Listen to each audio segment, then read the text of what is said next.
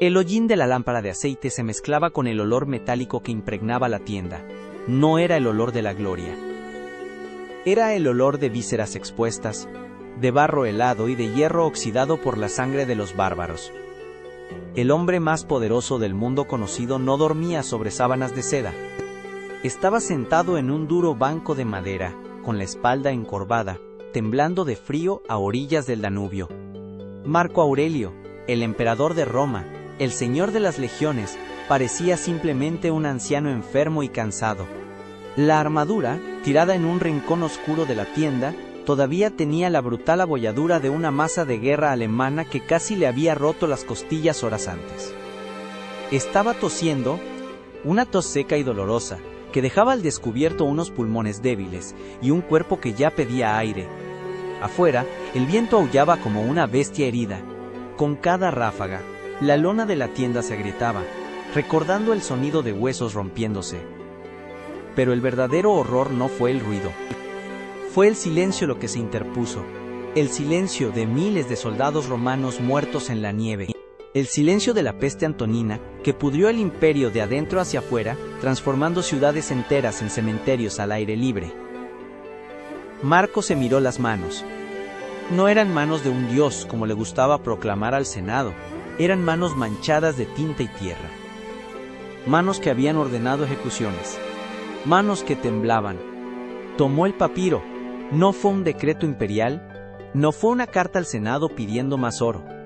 Era un diario personal y sucio que nadie debería leer jamás. Mojó su pluma en tinta negra. La luz parpadeante de la llama iluminó las profundas arrugas de su frente.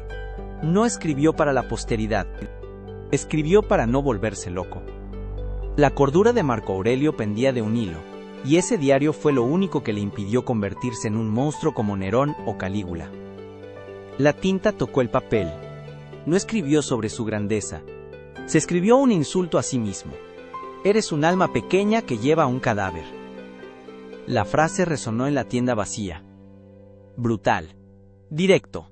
Un puñetazo en el estómago a tu propio ego. La mayoría de los hombres en esa posición se emborracharían con vino Falern o buscarían consuelo en los brazos de esclavas. Marco Aurelio estaba allí, diseccionando su propia mortalidad, recordando que, bajo la púrpura imperial, no era más que carne en descomposición esperando la tumba. Miró de nuevo la armadura abollada. Ese día la muerte había pasado a centímetros de su corazón. Un guerrero de la tribu Quados, con el rostro pintado de azul y odio en los ojos, había cargado contra él. La guardia pretoriana, por supuesto, lo mató. Pero la mirada del bárbaro permaneció. La mirada de quien sabía que Roma era solo una idea frágil, a punto de ser devorada por el bosque. Marco empezó a escribir de nuevo. La necesidad de vomitar la verdad sobre el papel era visceral. Necesitaba destruir la ilusión de que eso importaba. La guerra, las fronteras, la gloria. Todas las cenizas, señaló. Alejandro Magno y su arriero murieron, y a ambos les pasó lo mismo. Piensa en la gravedad de esto. El mayor conquistador de la historia, y el hombre que le limpió la mierda del culo. Ambos reducidos a polvo. Ambos olvidados por la tierra que no hace distinción entre reyes y sirvientes. Marco sabía que sus generales afuera estaban discutiendo estrategia, soñando con triunfos y estatuas de mármol en su honor. Tontos. Niños jugando a ser inmortales. El emperador sabía la verdad. El tiempo es un río violento que lo arrastra todo. No queda nada. La tos volvió, esta vez más fuerte. Escupió en un paño. ¡Sangre! La plaga rondaba. O tal vez fue simplemente la vejez pasando factura a décadas de servicio. Recordó a Lucius Verus, su hermano adoptivo y coemperador. A Vero le encantaba la fiesta, el exceso, la negación de la realidad. Murió temprano, consumido por sus propias adicciones, dejando todo el peso del mundo sobre los hombros de Marco. La soledad de ese momento fue absoluta. No había nadie con quien hablar, que no quisiera algo de él. Una posición. Una tierra. Una frase. Solo el diario lo escuchaba sin pedir nada a cambio. El diario era su espejo y el reflejo era feo. Escribió sobre la ira. Horas antes, uno de sus comandantes había cometido un estúpido error táctico que costó la vida a un siglo entero. El deseo de Marco, su instinto animal, era crucificar a los incompetentes. Estaba gritando. Iba a explotar. Pero en el papel, a la tenue luz de esa lámpara de aceite que casi se apaga, se adoctrinó. La mejor venganza es no ser como tu enemigo. Obligó a su propia mente a someterse a la razón. Si actuara por impulso, sería un animal más que reacciona ante estímulos. Un perro que muerde cuando está acorralado. Se exigió a sí mismo ser más que humano, exigió ser una ciudadela inexpugnable. La noche avanzaba y el frío se hacía insoportable. Tenía los dedos rígidos. La tinta empezó a congelarse en el cartucho. Pero él no se detuvo. Había una urgencia desesperada en esas notas. Sabía que tal vez no vería el amanecer. No actúes como si fueras a vivir 10.000 años. El destino pende sobre tu cabeza. Cada palabra fue un martillazo para fijar la realidad en su lugar. Miró el caos del mundo, la traición de Ovidio Casio en Oriente, la hambruna en Roma, los bárbaros en el norte, y se dio cuenta de que lo único que realmente controlaba era su propia mente. Todo lo demás, el vasto imperio romano, era humo. Fue externo, fue indiferente. La psicología de ese momento es aterradora. Imagina tener el poder de chasquear los dedos y matar a cualquiera, tener todo el oro, todos los ejércitos, y sentirse profunda e irremediablemente insignificante. Marco Aurelio veía la vida como una guerra constante, no solo contra los alemanes, sino también contra la entropía. Contra la decadencia natural de las cosas. Sabía que Roma caería. Sabía que sus estatuas serían derribadas y sus nombres borrados.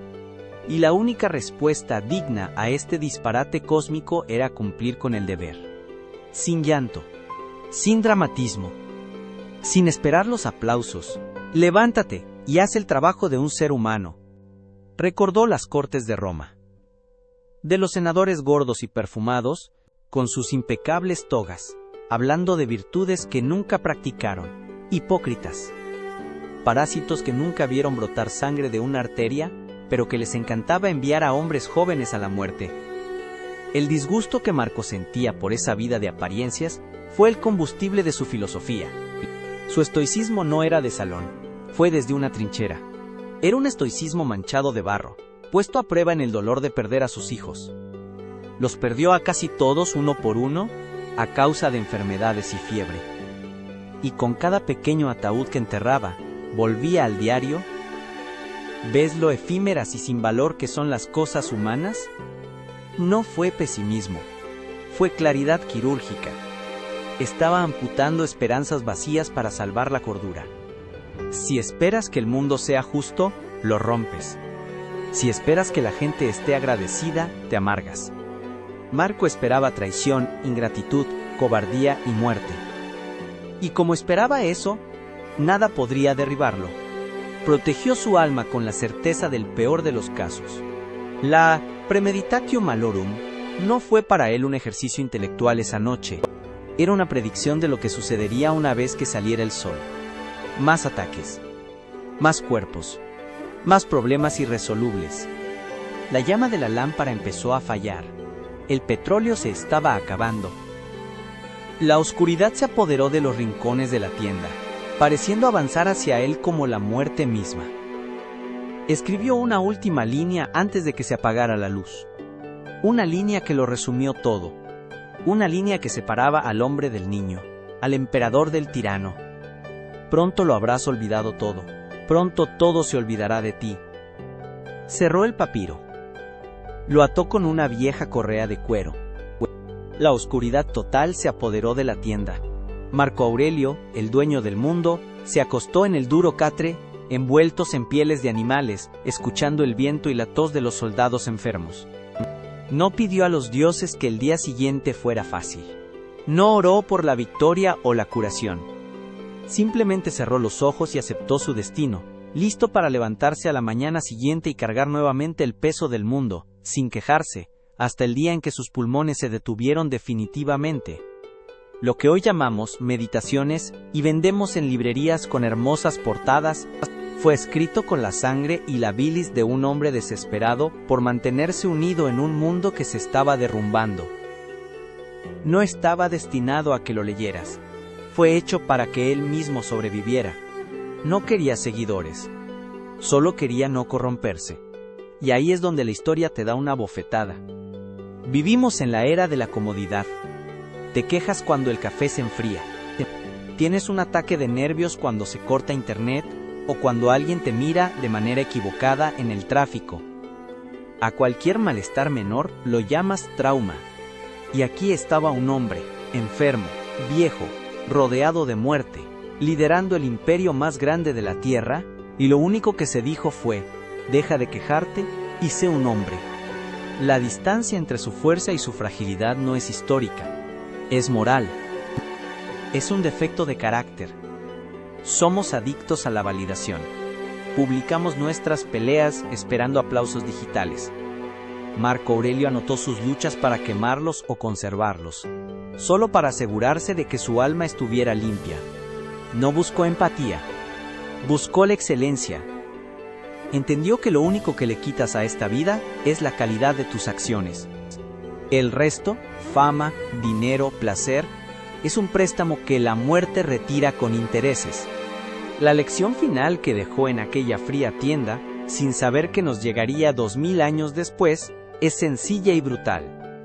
A nadie le importa cómo te sientes. El universo es indiferente a tu sufrimiento. Lo único que importa es lo que haces con él. ¿Utilizas el dolor como excusa para ser mediocre? ¿O utilizas el dolor como combustible para forjar un carácter inquebrantable? Marco eligió la segunda opción. Y lo hizo solo, en la oscuridad, mientras el mundo se desmoronaba. Ahora, mira tu vida. Mira tu diario mental. ¿Está lleno de planes de grandeza y agradecimiento? ¿O es una lista interminable de quejas y victimismo? Dices que quieres ser fuerte. He says he wants to be stoic.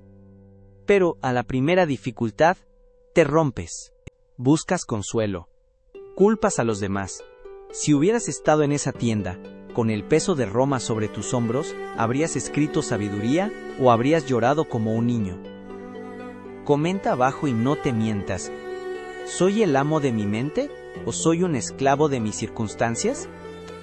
Quiero ver quién tiene el coraje de confesar su debilidad o la fuerza para demostrar lo contrario.